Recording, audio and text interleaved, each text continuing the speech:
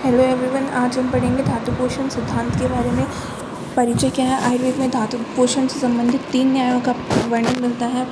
वर्णन जो है प्राप्त होता है शीर्षदधि न्याय, केदारीकुल्य न्याय और खल्लिकपोत न्याय। सबसे पहले हम किसके बारे में पढ़ेंगे? सबसे पहले हम पढ़ेंगे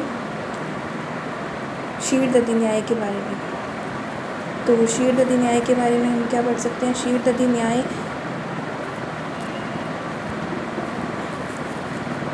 इसे सर्वात्म परिणमन पक्ष भी कहा जाता है। जिस प्रकार दूध से क्या होता है, सर्व आत्मना दही उत्पन्न होता है, दही से नवनीत से घृत और घृत से घृतमंड उत्पन्न होता है, उसी प्रकार क्या है, पूर्व धातु से उत्तर धातु की उत्पत्ति होती है। मतलब रस धातु से देखिए, रस धातु की उत्पत्ति होती है, इसी वजह से शुक्र धातु की उत्पत्ति हो पाती है। रक्त आदि गर्भ के प्रारंभ से ही पोषित होते रहते हैं। इस रस अपनी रसाग्नि से पचकर रक्तता को प्राप्त करता है, रक्त रक्ताग्नि से पचता हुआ मांसता को प्राप्त करता है। इस प्रकार पूर्व धातुओं से उत्तर धातुओं का क्या होता है, परिणमन होता है। ये क्या है? ये धातु पोषण का एक पक्ष है। इसको क्या बोलते हैं? शीर्षदधि न्याय बोलते हैं। इसका क्या होता है? मिल्क का हमने दही जमाया, दही का हमने छाछ जमाई, छाछ से हमने घी निकाला और घी से हमने घृतमंड किया।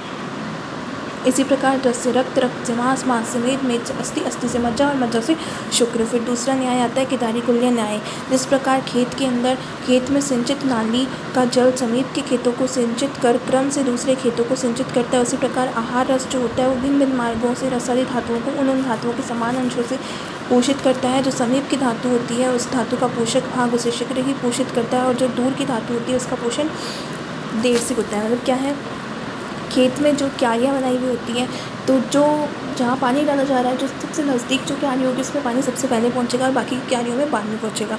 उसी तरीके से क्या है, सबसे पहले रस धातु आती है, तो उसको उसके हिस्से का पोषण मिलेगा, उसके बाद में रक्त तक जाएगा, उसके बाद आगे की धातु तक जाएगा। तो ये केदारीकुल्य न्याय पर आचार्य वाग्भट का क्या मत है? तृतीय माह के गर्भ में संदर्भ में कहा है, गर्भ की नाभि में और माता के हृदय की रसवाहिनी नाड़ी में संबंध रहता है, जिसके कारण गर्भ का पोषण होता रहता है। जैसे खेत की फसल का पोषण नालियों द्वारा होता है। तो ये सेम समझाना चाहें। फिर आता है खल्लिकपोत न्याय।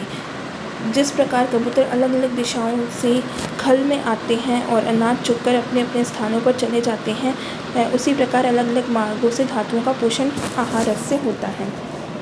अब क्या है, कबूतर हैं, अलग अलग दिशाओं से आते हैं, जहाँ चारा दिखता है वहाँ इकट्ठे होकर चारा उठाते हैं और वापस अपनी अपनी जगह पर चले जाते हैं। उस तरीके से धातुओं के केस में भी होता है।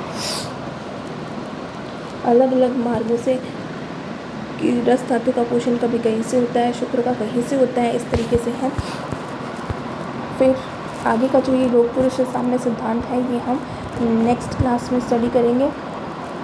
Thank you so much for watching the video. Subscribe the channel and share with your friends and family. Guys, please support me. मैं हर एक वीडियो लेके आऊँगी आप लोगों के लिए। Thank you so much.